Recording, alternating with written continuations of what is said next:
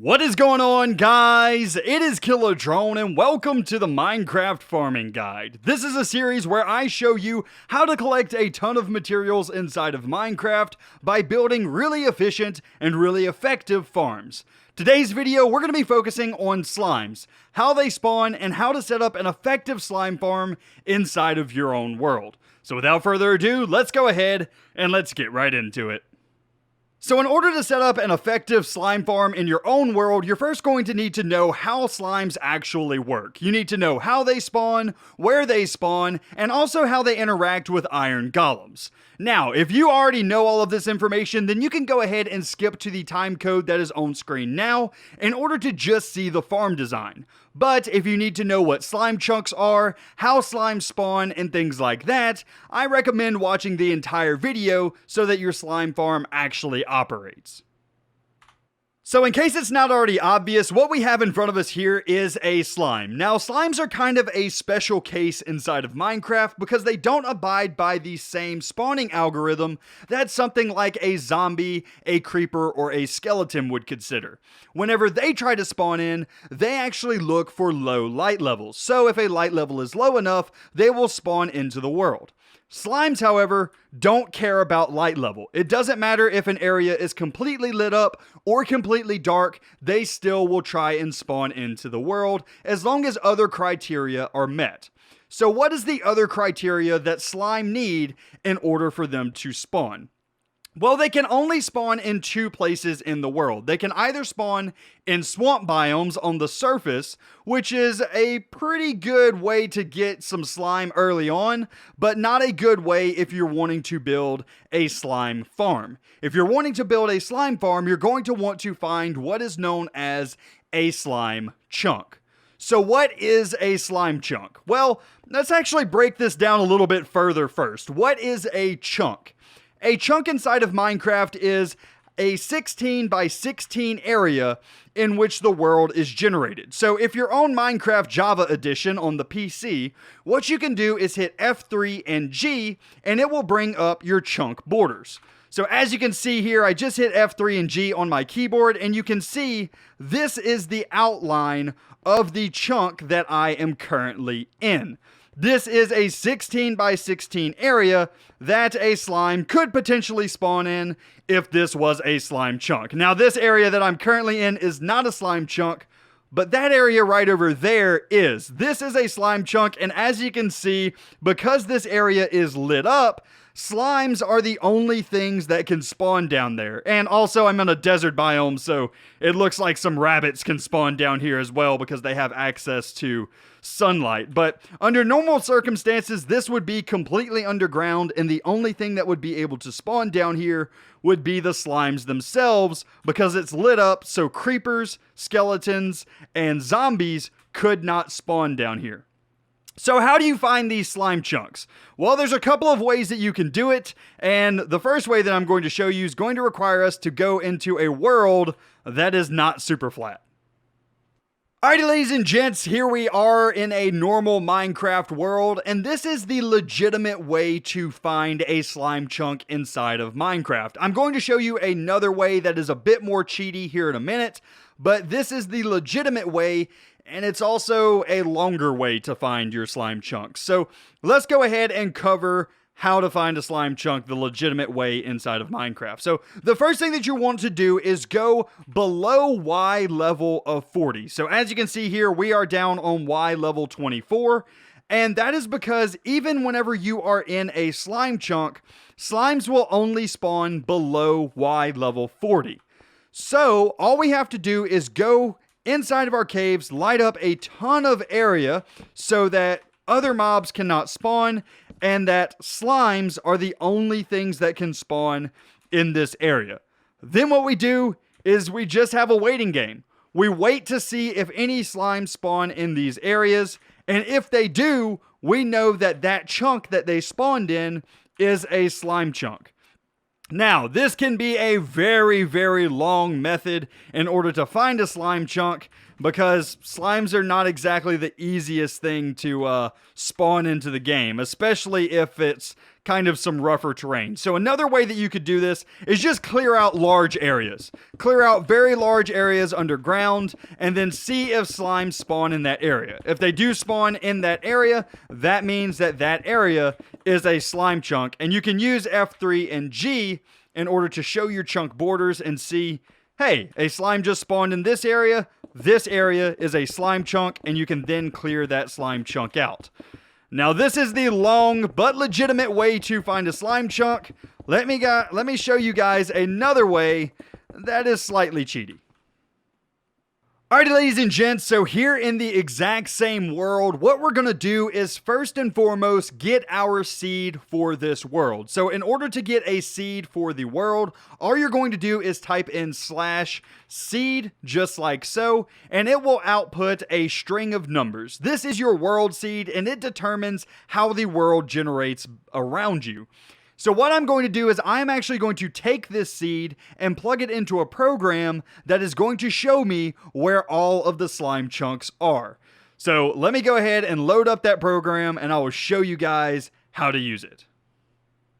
Okay, ladies and gentlemen, so now you should be seeing my desktop. This program is called Chunkbase, and you can get to it just by going to chunkbase.com/apps/slimefinder. I will also leave a link in the description down below if you want to check it out.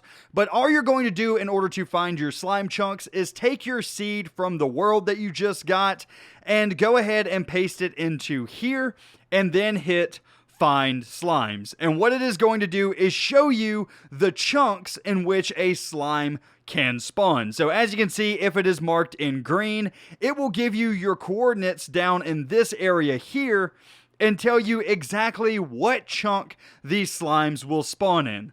Like I said, this is kind of a cheaty method, but it does work if you're kind of low on time. Also, if you want to make a super farm by using something like this, where there are 5 slime chunks all right next to each other, you can do something like that with this program, because believe it or not, a lot of slime chunks do spawn very close to one another. So if you don't mind cheating in your world, this is an option for you. But that is how to find slime chunks. 2 ways, one legitimate, one cheaty. You decide how you want to play. But let's go ahead and let's jump back into our creative test world and let's talk more about the farm itself. So we are now back here in our creative test world where we know how slimes spawn into the game by using slime chunks or by using swamps. Now we're not going to be covering swamps in this video at all because there's really not an effective way to spawn slimes and control their environment enough in order to make a farm. So we're going to focus our build around using slime chunks for our farm. So there's a couple of other things that we need to know about slimes, and one of the main things that you need to know is that slimes will actually aggro onto iron golems, meaning that they will try and attack iron golems if they can see them. Now, how far away can slimes actually see an iron golem? Well, as you can see here, I actually have it laid out, and slimes can see an iron golem from 15 blocks away from the iron golem. So if I were to spawn a slime out here, as you can see, the slime doesn't see the iron golem at all and just kind of wanders wherever he wants to go.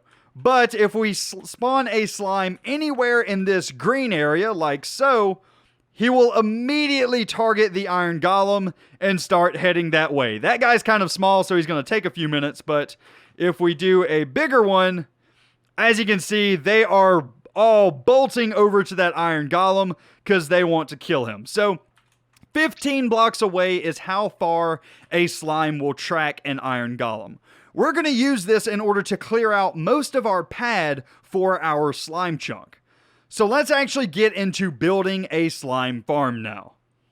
So in case I did not make this 100% clear, before you start constructing your slime farm, make sure that you light all of the areas surrounding your slime farm up. You don't want any areas for zombies, creepers, skeletons, anything like that to spawn in because they share the same hostile mob cap as those mobs. So if there's places for them to spawn, then there's less of a chance for your slime to spawn inside of your trap. So make sure that you light up all caves, make sure you light up the surface, make sure you have no other place for mobs to spawn other than in your slime chunk. Okay, so at this point in the video, you should know how slimes spawn, where slimes spawn, and also how slimes interact with iron golems. Now what we're going to do is piece all of that information together in order to make ourselves a slime farm. So, the first thing that you're going to do is find yourself a slime chunk. I've already done this here in this world, and I've also already cleared it out. So what you're going to do is find a slime chunk in your world and clear it out as well. Now, you don't have to clear it out all the way up to the surface. I just did that here in this world so that it's easier to see and follow along. So, the first thing that you're going to want to do inside of your slime farm is come up with some spawning platforms. You don't just want one spawning platform at the bottom whenever you have all of this spawnable space all the way up to Y level 40.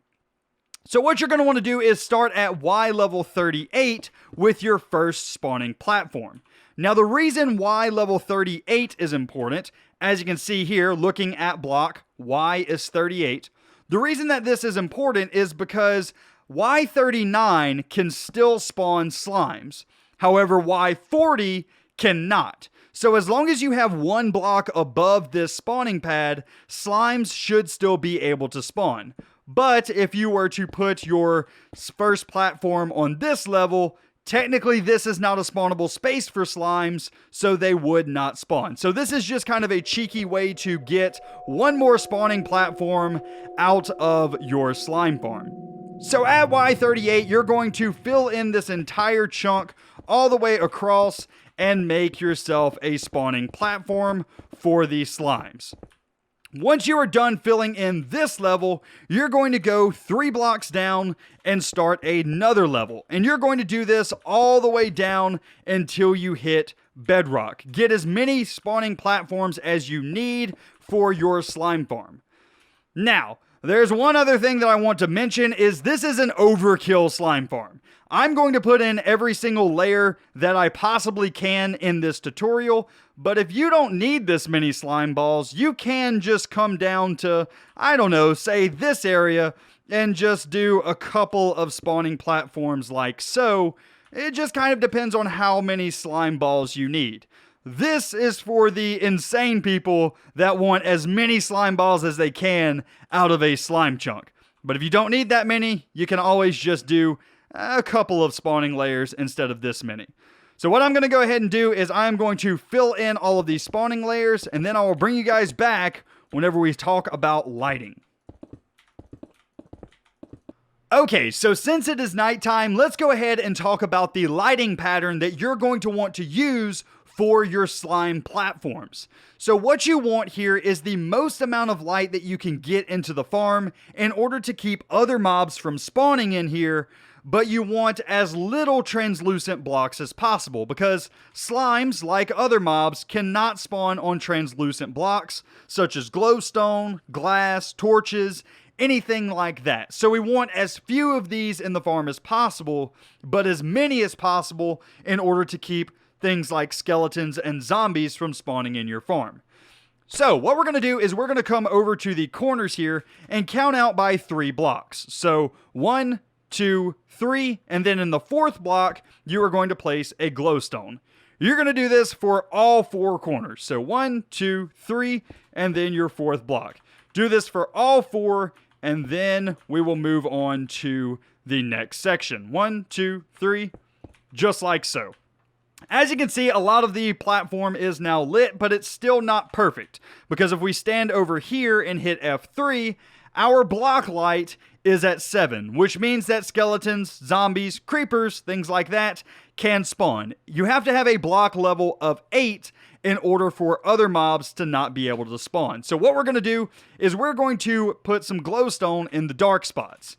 Now, there is a dark spot on that side of the farm, that side of the farm, that side of the farm, and this side of the farm. What I'm going to do is I'm just going to pick a centralized block here and just throw a glowstone on each one of these side walls like so. It doesn't have to be completely centered. It doesn't really matter. You just need to make sure that it's fairly close. That way there are no mobs spawning on the outside.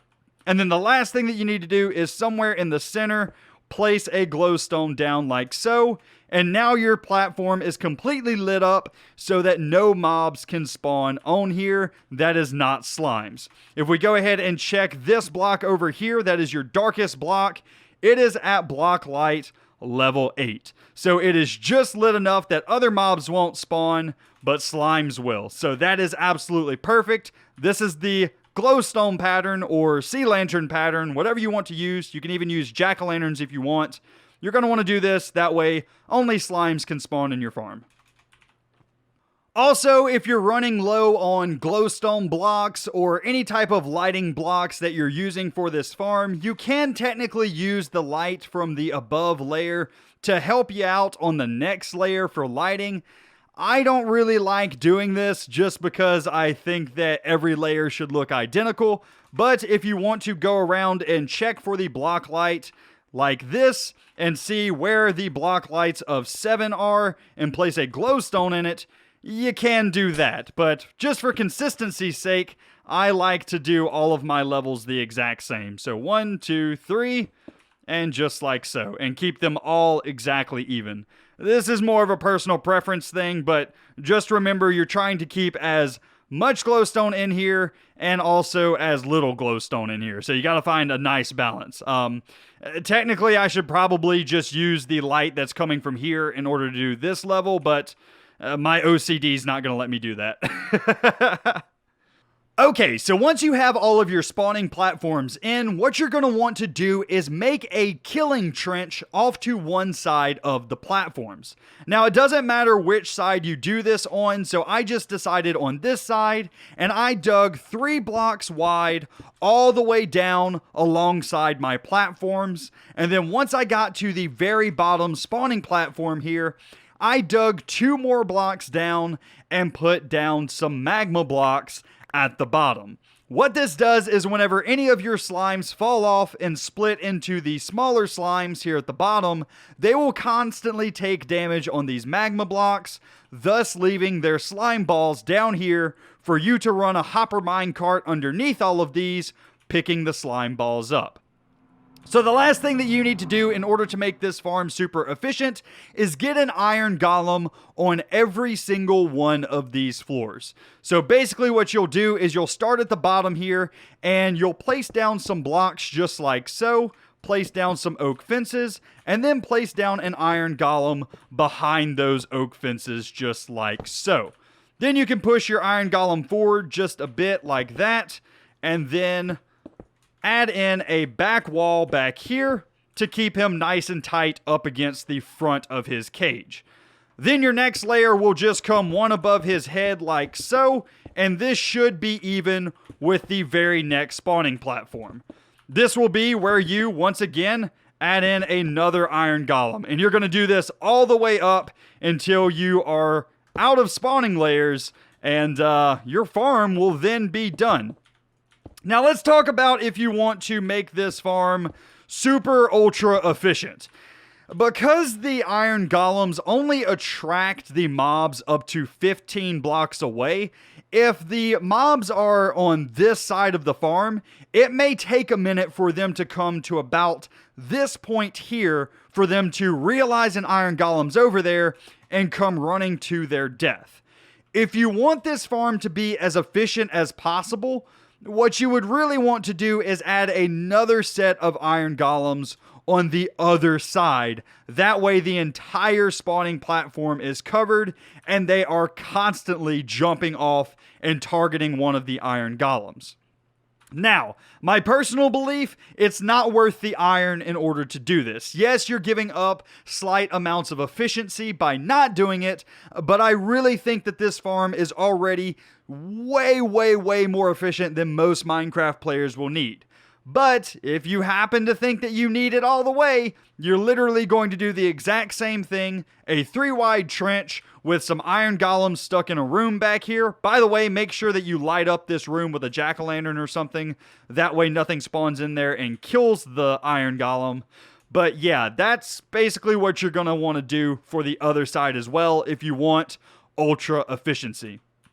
Okay, so the very last thing that you need to do for your slime farm is add in a collection system underneath your magma block layer. So what I'm going to do is I'm going to take some powered rails just like so and run them down the full length of the slime chunk, right under where your magma blocks would be. Now, once you come to the end here, what you're going to want to do is take some regular rails in order to make the turn, and then continue on with powered rails. Now, you can supplement in some regular rails in between. Just make sure that your hopper minecart can get all the way around this loop and all the way back. You don't want this thing getting stuck underneath your magma blocks, or else you're going to have a bad time trying to fix this thing later on.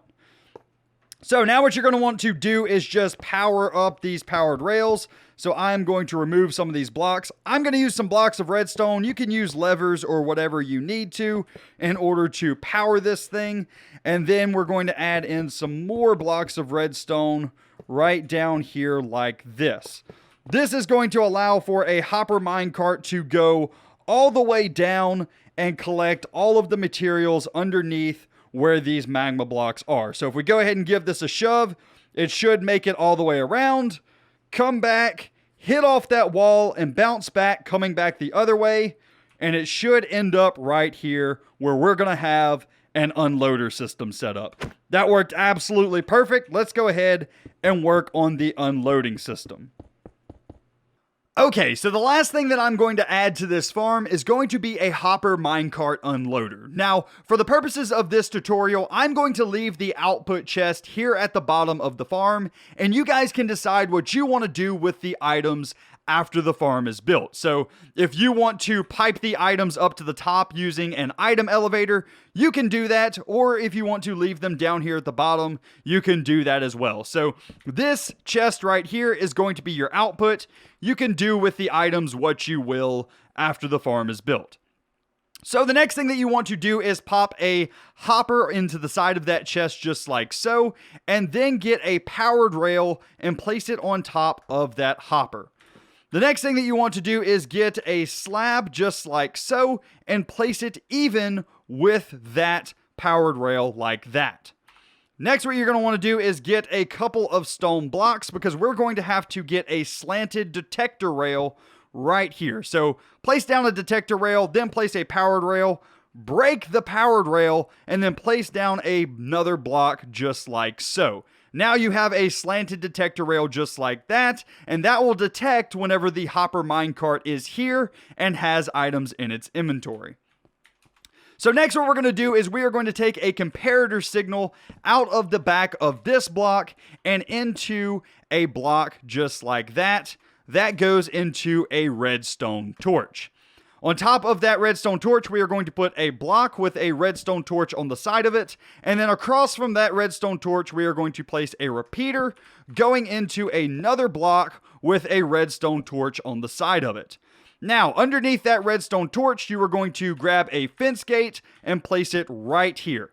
As you can see, that fence gate is open, and that is because it is not detecting any type of hopper minecart in this area. But if I go ahead and I set a hopper minecart on the track and give it a few items to pick up, such as these slime balls, as you can see, it's going to go all the way around the track, hit off the wall, come back. Meanwhile, it should be collecting items, and then whenever it gets here, it will detect that there is items in the hopper minecart, and they will be emptied out into here.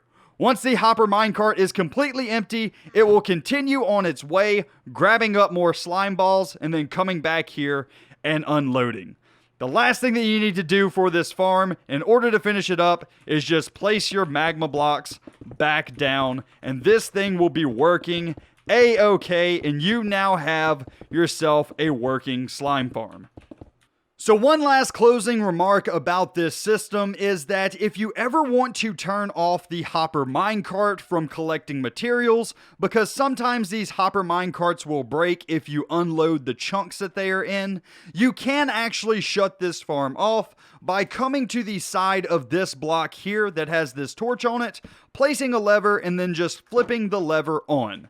Even if the minecart is out there, a minecart can pass through a fence gate this way, but cannot go back through the other way. So even if this thing is closed, it can still come and park itself, but it just will not release the minecart again until you release this lever. So this is basically a universal on-off switch for the farm. So that's really nice. Also, if you do need to check out any of this farm or any of this world, you can go into the description of this video and I have included a world download for you to check out.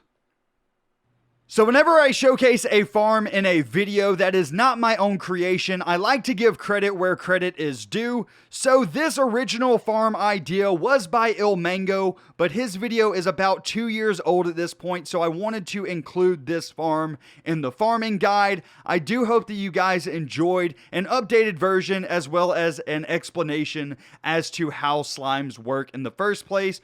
But I do highly recommend you guys go and check out ilMango. He's putting out new updated material all the time with new farms on new updates for Minecraft. So if you guys enjoy the technical side of Minecraft, he's one of the best creators on the platform to go and check out. But anyway, guys, that's going to be it for me today. I do hope that you enjoyed. If you did, be sure to leave a like on the video, as well as if you're new around here, be sure to subscribe. But anyway, guys, that's going to be it for me today. I hope you enjoyed, and I will see you in the next one. Also, if you have any other farms that you would like to see, please let me know in the comment section down below, and I will try and cover another farm here very soon on the channel.